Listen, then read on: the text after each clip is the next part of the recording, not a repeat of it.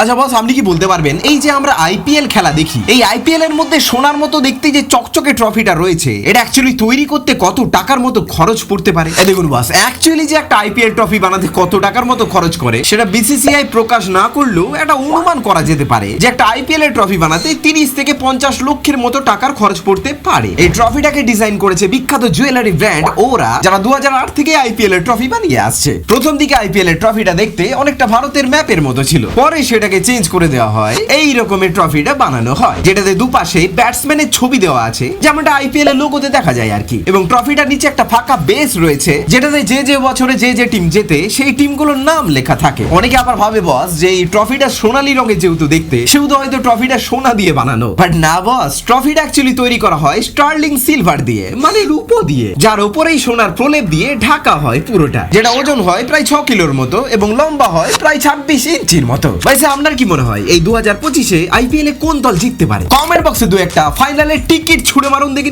আমি খেলা দেখতে যাবো, কিন্তু পয়সা নেই পকেটে।